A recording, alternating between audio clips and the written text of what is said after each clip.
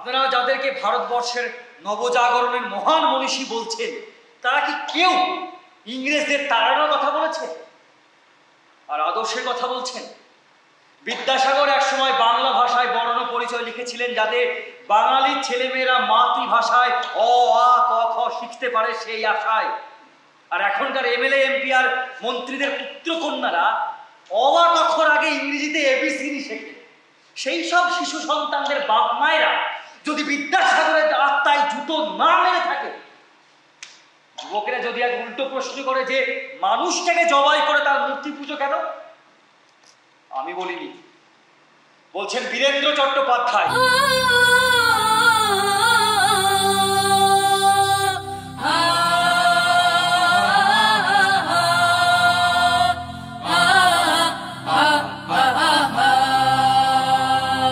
Jail খেটেছি অনেকবার, এই আদিবাসীদের নিয়ে আন্দোলন করেছি, জমি দখল করেছি।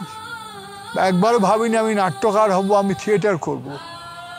তারপরে যেভাবে সেটা একটা অন্য ইতিহাস। শেষ পর্যন্ত আমি একজন থিয়েটারের মানুষ, 81 বছর বয়সে পৌঁছে আমি থিয়েটারেরই মানুষ। কিন্তু আমার একটা উত্তর দেওয়ার ছিল, আমার বেশটা কোথায়, আমার ভূমিটা কোথায়, আমার রক্তের টানটা প্রথম কোথা থেকে লেগেছিল। বিপ্লব আমায় সাহায্য করল, বিপ্লব বন্দ্যোপাধ্যায়। সে বলল আপনি লিখুন।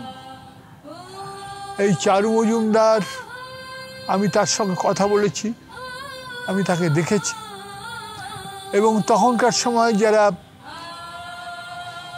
চারু মজুমদারের কমিউনিজম করতেন তাদের সঙ্গে আমার মোলাকাত হয়েছে। তবে আমি সেই পার্টি করতাম না, আমি আদি কমিউনিস্ট পার্টি করতাম।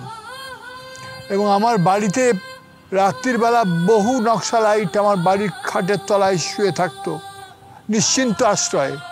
কারণ তখন পুলিশ আমাদের আক্রমণ করেনি, আমাদের বাড়িকে কোনোদিন আক্রমণ করেনি, কারণ আমি শিক্ষকতা করেছি, ইংরেজির শিক্ষক ছিলাম। এই ভদ্রতাটুকু পুলিশ আমার সঙ্গে দেখিয়েছে।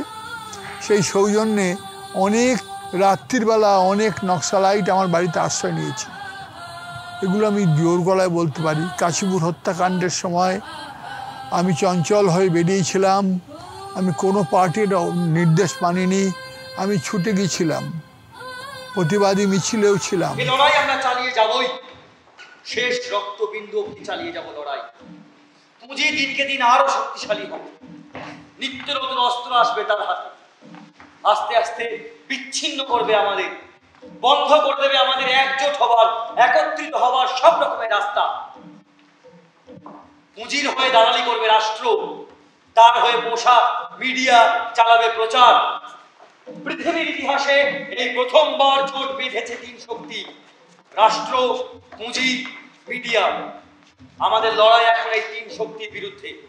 এটাই এই যুগের ফ্যাসিজমের বাস্তবতা। আমার একটা উত্তর দেওয়ার ছিল, এটা আমার একটা স্বাক্ষর, সিগনেচার হয়ে রইল এই নাটক বসন্তের বজ্রনীর ঘোষ।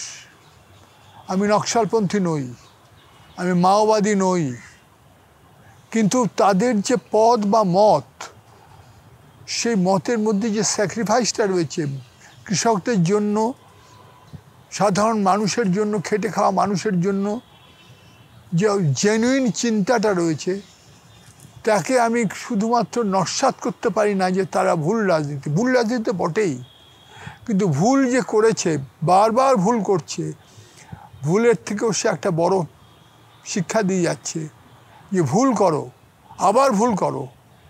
কিন্তু শেষ পর্যন্ত যে বৃহত্তম ভুলটা হয়ে রয়েছে আমাদের সমাজ জীবনে, অর্থাৎ যারা সংখ্যায় বেশি তাদের উপর মাতব্বরি করছে যারা সংখ্যায় অত্যন্ত কম, এই ভুলটাকে, সামাজিক ভুলটাকে নির্মূল করো।